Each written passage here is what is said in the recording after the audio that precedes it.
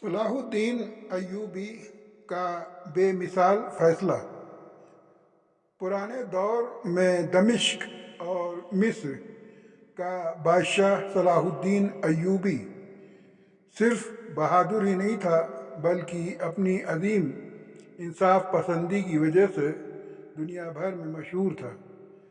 کہا جاتا ہے کہ اس کے حکومت میں کسی غریب کی آہ بھی آسمان تک نہیں جاتی تھی۔ ایک صبح بادشاہ اپنے دیوان عام میں بیٹھا تھا کہ ایک پھٹے پرانے کپڑوں والا جوان اندر آیا۔ اس کے چہرے پر درد اور بے بسی صاف نظر آ رہی تھی۔ اس نے سلام کیا اور بولا، حضور، میں ایک گھوڑا پالنے والا سادہ آدمی ہوں۔ کل شام میرا سب سے قیمتی عربی گھوڑا میرے استبل سے غائب ہو گیا۔ رات بھر ڈھونڈتا رہا لیکن نہیں ملا۔ صبح پتہ چلا کہ شہر کے سردار امیر بختاش اسی جیسا گھوڑا لے کر گھوم رہے ہیں۔ مجھے پورا یقین ہے کہ وہ میرا گھوڑا ہے۔ دیوان میں ہلچل مچ گئی۔ امیر بختاش ایک بڑا طاقتور اور اثردار سردار تھا۔ اس کے خلاف زبان کھولنا کسی عام آدمی کے بس کی بات نہیں تھی۔ صلاح الدین ایوبی نے کہا، سپاہی، امیر بختاش کو فوراً بلاؤ۔ کچھ دیر بعد امیر بختاش رعب سے اندر آیا۔ اس کے ساتھ ایک شاندار عربی گھوڑا تھا، کالی چمکدار توچا، لمبی گردن اور پیشانی پر سفید داغ۔ صلاح الدین ایوبی نے پوچھا، بختاش، یہ گھوڑا تمہارا ہے؟ بختاش نے اطمینان سے کہا، جی حضور، یہ میرا ہی ہے۔ میں نے اسے بڑی قیمت پر خریدا ہے۔ بادشاہ نے گھوڑا پالنے والے غریب سے پوچھا، تمہیں کیسے یقین ہے کہ یہ تمہارا گھوڑا ہے؟ غریب نے کہا، حضور، اس گھوڑے کو میں نے بچپن سے پالا ہے۔ اس کی پیشانی کا داغ، اس کی چال، اس کے کانوں کا جھکنا سب میں پہچانتا ہوں، مگر میں کیسے ثابت کروں؟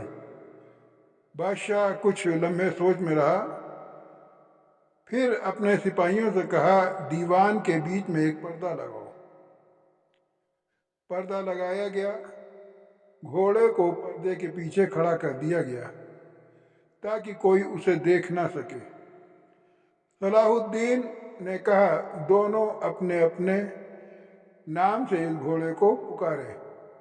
جس کا یہ گھوڑا ہوگا وہ اسی کی آواز پہچان لے گا۔ امیر بختاش نے گھمنڈ سے پکارا، آؤ میرے گھوڑے آؤ۔ گھوڑا بالکل خاموش رہا، ذرا بھی نہیں ہلا۔ اب غریب کی باری تھی۔ اس نے پکارا، مگر بہت محبت سے اور درد بھری آواز میں، آجا میرے دوست، میں ہوں، چنتا مت کر۔ بس اتنا کہنا تھا کہ پردے کے پیچھے سے گھوڑے نے زور سے ہی ننایا اور بے تابی سے آگے بڑھنے لگا، جیسے اپنے اصلی مالک کو پہچان گیا ہو۔ پوری عدالت سن رہ گئی۔ امیر بختاش کا چہرہ پیلا پڑ گیا۔ صلاح الدین ایوبی اٹھ کھڑا ہوا اور بلند آواز میں کہا، گھوڑے کی گواہی اس سے زیادہ سچی ہے جتنی کسی انسان کی۔ یہ گھوڑا اس غریب کا ہے۔ پھر اس نے امیر بختاش سے کہا، تم نے طاقت کے گھمنڈ میں ایک غریب کا حق چھیننے کی کوشش کی، اس لیے تمہیں بھاری جرمانہ دینا ہوگا اور وہ رقم اس غریب کو دی جائے گی۔ امیر بختاش سر جھکائے کھڑا رہا۔